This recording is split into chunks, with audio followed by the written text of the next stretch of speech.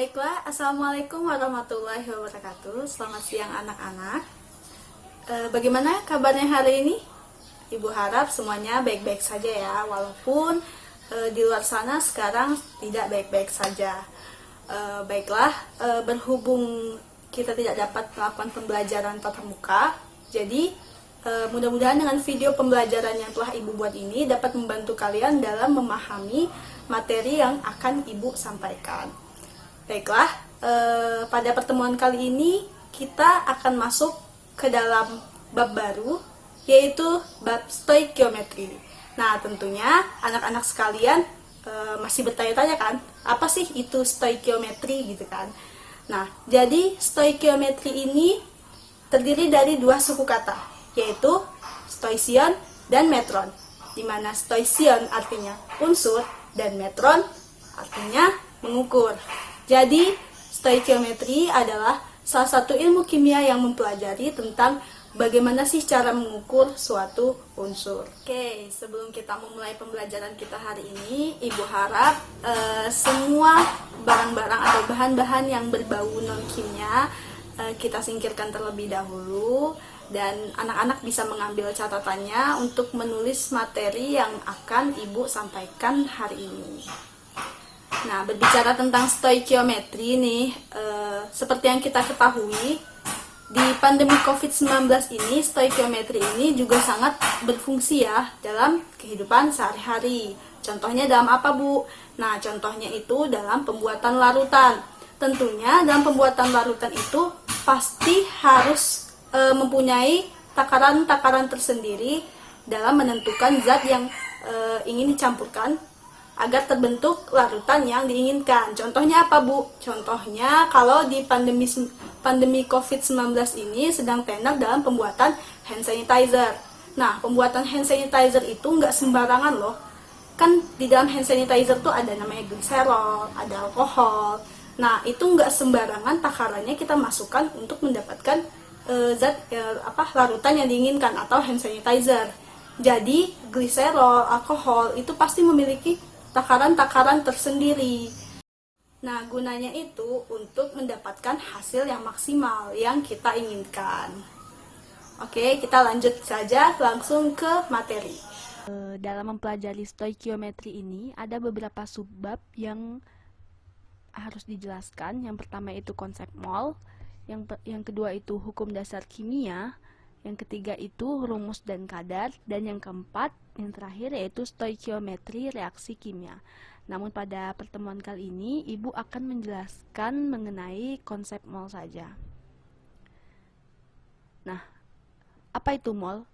Mol adalah satuan SI untuk menyatakan jumlah zat. 1 mol itu sama dengan 6,02 kali 10 pangkat 23 partikel, atau biasa kita sebut dengan bilangan Avogadro.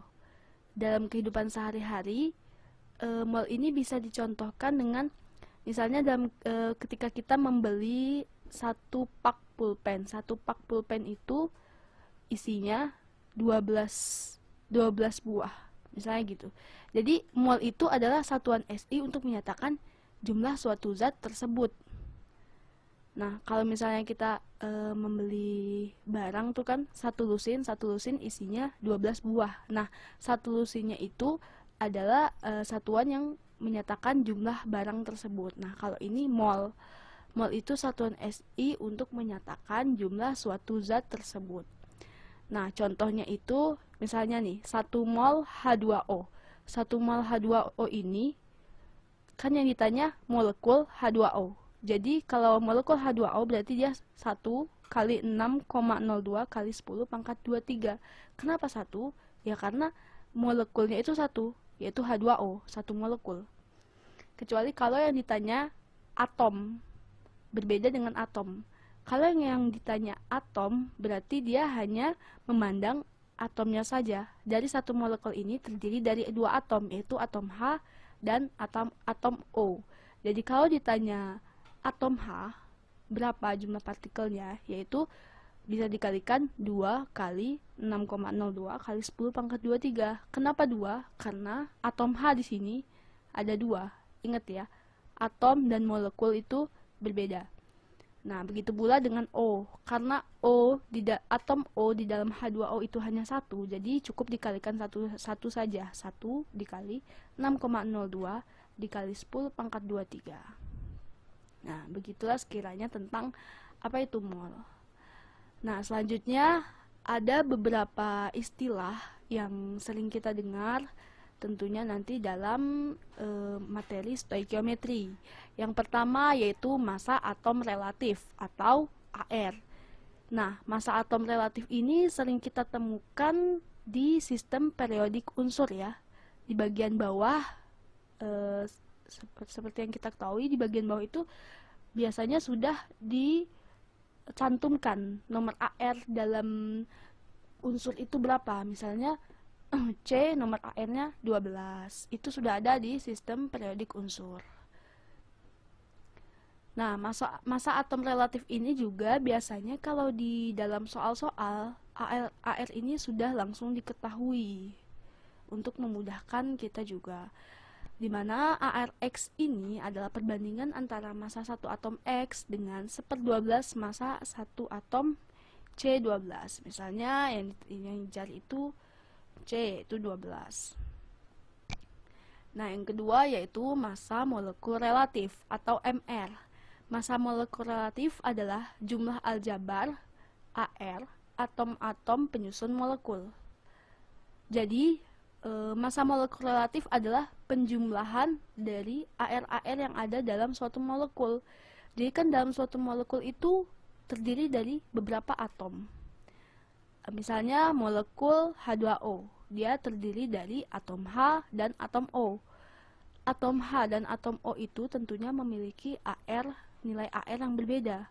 Nah, penjumlahan dari kedua nilai AR yang berbeda antara H dan O itu hasilnya disebut juga dengan massa molekul relatif. Jadi, MR itu adalah jumlah aljabar dari AR dalam suatu atom yang menyusun suatu molekul. Nah, yang ketiga ada massa molar. Massa molar ini adalah massa 1 mol zat.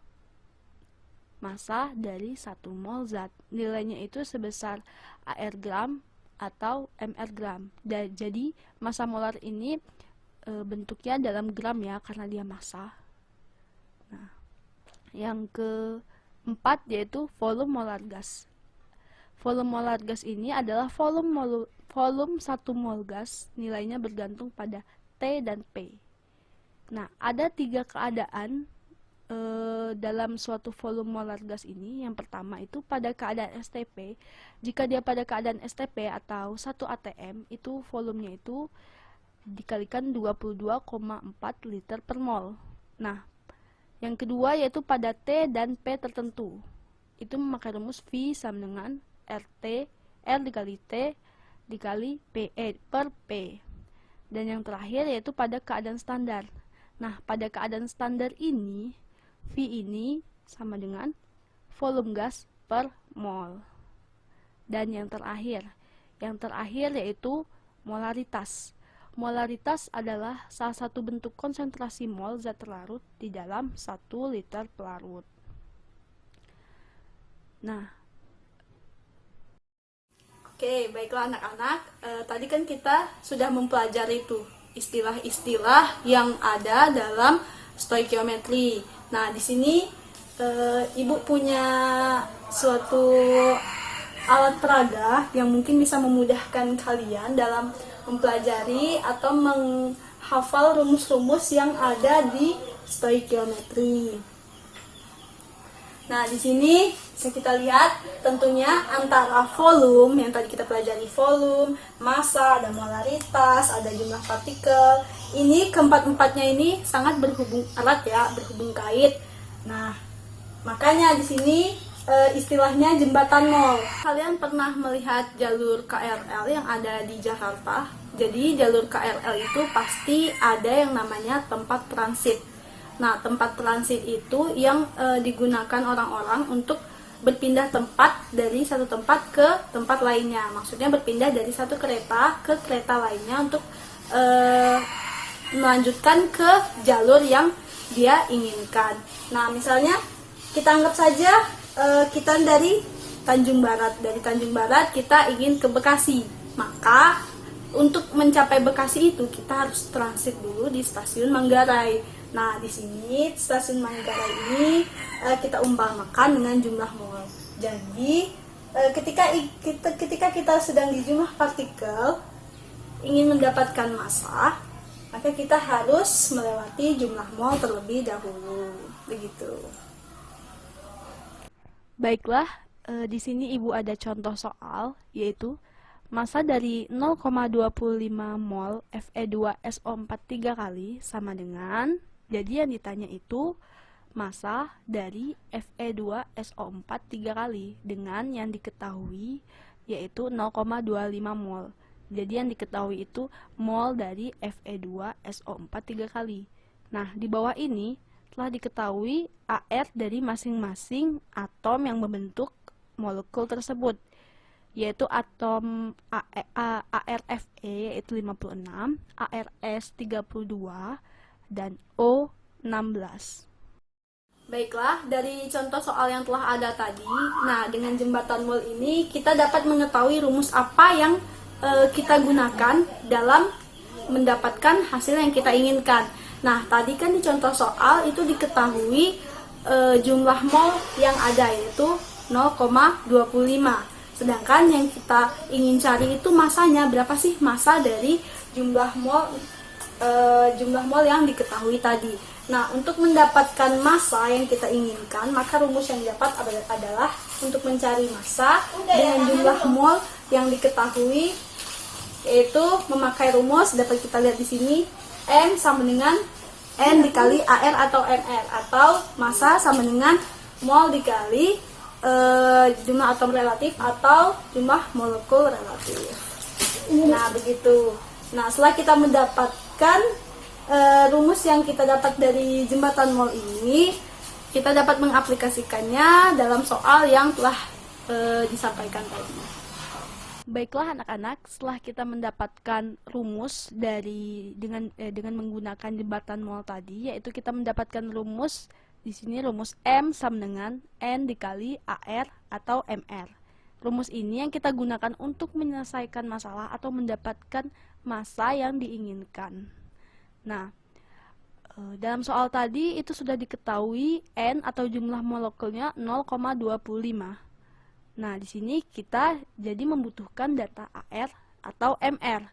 Nah, karena di sini tadi yang sudah disajikan itu bentuknya molekul, yaitu Fe2SO4 3 kali, maka di sini kita akan mencari nilai MR dari Fe2SO4 3 kali. Nah, untuk mendapatkan nilai MR dari Fe2SO4 3 kali ini, kita perlu menjumlahkan nilai AR yang sudah diketahui tadi. Seperti ini. Nilai AR dari Fe2 yaitu 56. Kenapa dikalikan 2?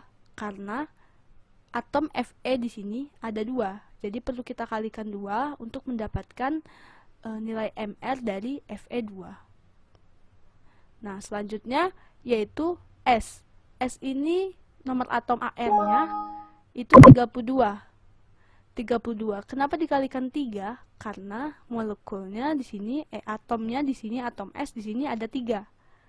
Nah, untuk O ini dikalikan 16 karena ARO itu harganya 16 dan jumlah atom O yang berada di molekul Fe2SO4 3 kali ini ada 12. 4 dikali 3 sama dengan 12. Nah, setelah kita mendapatkan nilai-nilai AR dari masing-masing atom ini, barulah kita jumlahkan. Nah, jumlahnya itu hasilnya 400. Nah, setelah mendapatkan nilai MR yang sudah ada, nilai N sudah ada, maka kita masukkan aja. Kita langsung masukkan aja ke rumus, yaitu di mana M sama dengan tadi N dikali AR atau MR. Jadi, N 0,25 dikali MR-nya 400. Dan hasilnya yaitu 100 gram. Jadi massa dari Fe2SO4 3 kali ini yaitu 100 gram. Begitu anak-anak. Oke anak-anak, baiklah, mungkin itu saja pertemuan kita kali ini. Terima kasih atas perhatiannya. Sampai jumpa di minggu depan. Assalamualaikum warahmatullahi wabarakatuh.